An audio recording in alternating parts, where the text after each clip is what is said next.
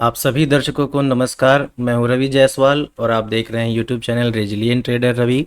आप सभी दर्शकों का हार्दिक स्वागत है स्टॉक मार्केट लेटेस्ट अपडेट्स के इस एपिसोड में। आइए हम लोग बिना किसी देरी के लेटेस्ट खबरों पे डिस्कशन करते हैं। तो आप देख सकते हैं खबर देखने को मिल रही है Lloyds Metals and Energy Limited के रिगार्डिंग। खबर कुछ इस तरीके से है कि लॉयड्स मेटल्स ने महाराष्ट्र के कोनसारी में 4 MTPA क्षमता वाला पैलेट प्लांट शुरू किया है। कंपनी ने हेदरी से कोनसारी तक 85 किलोमीटर लंबी आयरन और स्लरी पाइपलाइन भी चालू की है। यह प्रोजेक्ट लॉयड्स के माइनिंग से लेकर स्टील तक के वैल्यू चेन को मजबूत करता है। पैलेट प्लांट से आयरन और फाइंस को हाई क्वालिटी पैलेट्स में बदला जाएगा। यह प्लांट भारत के सबसे बड़े सिंगल कॉन्फ़िगरेशन पैलेट प्लांट्स में से एक है। स्लरी पाइपलाइन से ट्रांसपोर्टेशन सस्ता, तेज और पर्यावरण के अनुकूल हो गया है। प्रोजेक्ट्स को लगभग 18 महीने की तय अवधि में पूरा किया गया है। ये सुविधाएं भविष्य के स्टील उत्पादन विस्तार के लिए पूरी तरह से तैयार हैं। लॉयड्स अब लॉन्ग टर्म में बेहतर मार्जिन और ऑपरेशनल एफिशिएंसी हासिल कर सकेगी। कंपनी ने खुद को भारत के सबसे कुशल और कम लागत वाले स्टील निर्माताओं में गिनाने की दिशा में बड़ा कदम उठाया है। तो लॉयड्स मेटल एंड एनर्जी, इसके रिगार्डिंग कुछ पॉजिटिव न्यूज़ देखने को मिल रही है। इन्होंने 4 MTPA क्षमता वाला पैलेट प्लांट्स और 85 किलोमीटर लंबा स्लरी पाइपलाइन बिछा दिया है। 18 महीने में इस प्रोजेक्ट को तैयार किया गया है।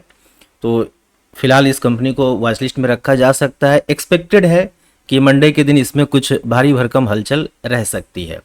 आइए अगली खबर का रुख करते हैं जो कि शारदा मोटर इंडस्ट्रीज के रिगार्डिंग देखने को मिल रही है। शारदा मोटर इंडस्ट्रीज ने महाराष्ट्र के चाकण में नया मैन्युफैक्चरिंग प्लांट तैयार किया है। कंपनी को 20 जून 2025 को फैक्ट्री लाइसेंस मिल चुका है। यह लाइसेंस महाराष्ट्र सरकार के directorate of industrial safety and health से जारी हुआ है। प्लांट में कमर्शियल प्रोडक्शन 23 जून 2025 से शुरू हो जाएगा। आज की तारीख है 21 जून 2025, यानी कि सोमवार से यहाँ पे कमर्शियल प्रोडक्शन शुरू हो जाएगा। यह जानकारी सेबी के लिस्टिंग रेगुलेशंस के तहत सार्वजनिक की गई है। कंपनी ने पहले ही 23 मई 2024 को प्लांट की जानकारी शेयर की थी। चाकण प्लांट ऑटोमोबाइल हब में स्थित है, जिससे सप्लाई चेन को फायदा मिलेगा। इस विस्तार से कंपनी की उत्पादन क्षमता और क्लाइंट कवरेज बढ़ेगी। नया प्लांट कंपनी की ग्रोथ स्ट्रेटजी में एक अहम कदम माना जा रहा है। यह डेवलपमेंट शारदा मोटर के लॉन्ग टर्म बिजनेस और इन्वेस्टर सेंटिमेंट को मजबूती देगा। तो हम लोग शारदा मोटर इंडस्ट्रीज को भी अपने रडार में रख सकते हैं। फिलहाल कंपनी के रिगार्डिंग एक गुड न्यूज़ देखने को मिल रही है कि चाकण में इन्हें फैक्ट्री का लाइसेंस मिल चुका है और वहाँ पे 23 जून से कमर्शियल प्रोडक्शन भी स्टार्ट हो जाएगा। आइए अगली खबर पे चलते हैं जो कि हिल्टन मेटल फॉर्जिंग लिमिटेड की तरफ से देखने को मिल रही है कि हिल्टन मेटल फॉर्जिंग लिमिटेड को राइट्स लिमिटेड से वंदे भारत और LHB ट्रेन व्हील्स के निर्माण की फिजिबिलिटी और प्रोडक्शन कैपेबिलिटी की मंजूरी मिली है। तो वैसे भी रेलवे सेक्टर के स्टॉक्स आजकल काफ़ी फोकस में हैं ही, और राइट्स भी रेलवे सेक्टर का ही स्टॉक है, और राइट्स की तरफ से हिल्टन मेटल फॉर्जिंग को कुछ ऑर्डर प्रोवाइड किए गए हैं। डिटेल्स आगे हम लोग स्टडी करते हैं। यह कंपनी पहली निजी MSME बन गई है जिसे ऐसा मेक इन इंडिया सपोर्ट मिला है। तो आप यहाँ हेडलाइन में भी देख सकते हैं, बताया जा रहा है कि हिल्टन मेटल फॉर्जिंग को राइट्स से वंदे भारत और LHB फॉर्ज्ड व्हील्स की मंजूरी मिली है। पहला MSME बना मेक इन इंडिया माइलस्टोन। तो ये निजी क्षेत्र का MSME है। MSME कहने का मतलब है मीडियम स्मॉल माइक्रो एंटरप्राइज। तो काफ़ी छोटे स्तर की ये कंपनी है फिलहाल मार्केट कैप के हिसाब से, और इसे मेक इन इंडिया में एंट्री मिल चुकी है इस ऑर्डर की मदद से। वंदे भारत ट्रेन के व्हील का डायमीटर 952 मिलीमीटर और LHB कोच व्हील का डायमीटर 915 mm है। वंदे भारत व्हील्स को 140 किलोमीटर प्रति घंटा की स्पीड तक सक्षम माना गया है। भारत में अभी 136 वंदे भारत ट्रेन ऑपरेशनल हैं, जिनमें चेयर कार्स शामिल हैं। इंडियन रेलवे प्रतिदिन 8000 से अधिक पैसेंजर ट्रेनों का संचालन करता है। सरकार 40,000 पुराने रेल कोचेज को LHB या वंदे भारत स्टैंडर्ड में अपग्रेड करने की योजना में है। ध्यान दीजिएगा, ये बहुत ही महत्वाकांक्षी योजना है कि 40,000 से ज़्यादा पुराने रेल को LHB में या फिर वंदे भारत में कन्वर्ट किया जाएगा, अपग्रेड किया जाएगा। रेलवे बजट फाइनेंशियल ईयर 2025-26 के लिए 2.65 लाख करोड़ तय किया गया है। रेल मंत्रालय ने 17,500 नए कोच, 100 अमृत भारत ट्रेन और 200 वंदे भारत ट्रेन सेट की योजना बनाई है। इन सभी कैपेसिटी एक्सपेंशन पे ध्यान दीजिएगा, जो भी गवर्नमेंट की प्लानिंग चल रही है ध्यान दीजिएगा। कंसर्निंग स्टॉक्स के लिए ये काफ़ी इम्पैक्टफुल रह सकता है।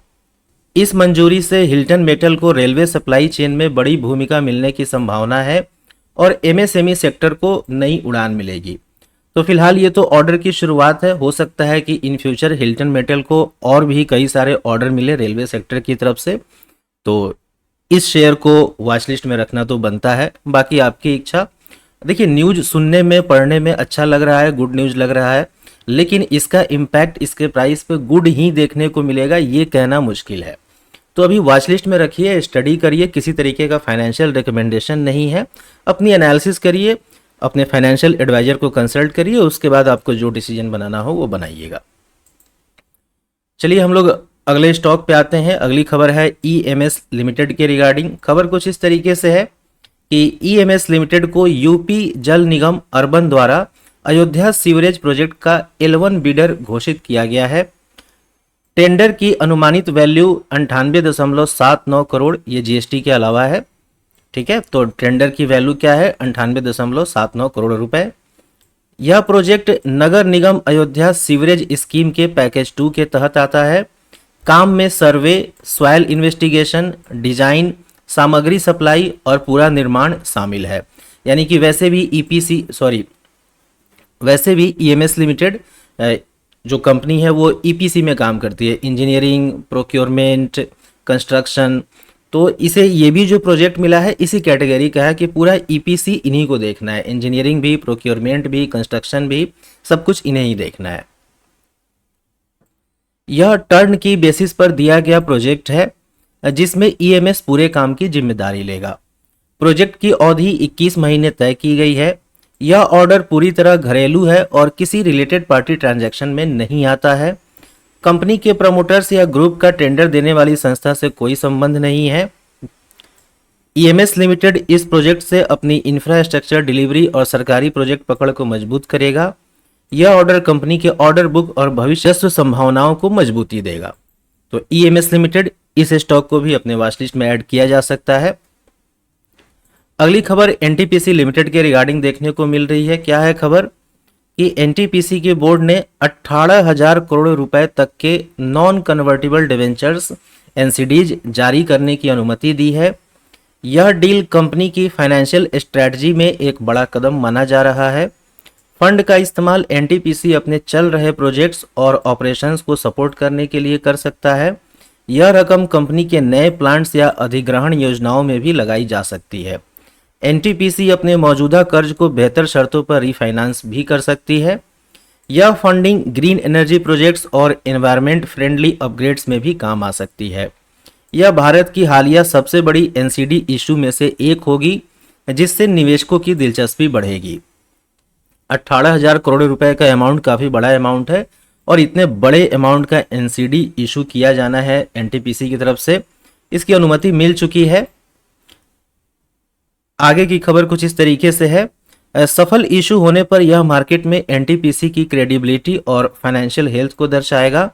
कंपनी को शेयर होल्डर्स से इस प्रपोजल की मंजूरी पोस्टल बैलेट के जरिए लेनी होगी। आने वाले क्वार्टर्स में निवेशक इस फंड के उपयोग और कंपनी की परफॉर्मेंस पे नज़र बनाए रखेंगे। फिलहाल फंड रेजिंग की जा रही है, कंपनी बता रही है कि इस फंड का इस्तेमाल वो कहाँ कहाँ करने वाले हैं, लेकिन आने वाले समय में इस चीज़ को मॉनिटर करना जरूरी है कि कंपनी उस फंड को कहाँ कहाँ यूज कर रही है और कंपनी का परफॉर्मेंस कैसा देखने को मिलता है। फिलहाल न्यूज पॉजिटिव लग रही है तो इसे हम लोग अपने रडार में रख सकते हैं, वॉच लिस्ट में रख सकते हैं। फिलहाल इस वीडियो में इतना ही, जल्दी ही मिलते हैं एक और लर्निंग वीडियो में। आप सभी का समय शुभ हो। Keep learning, keep earning. जय हिंद।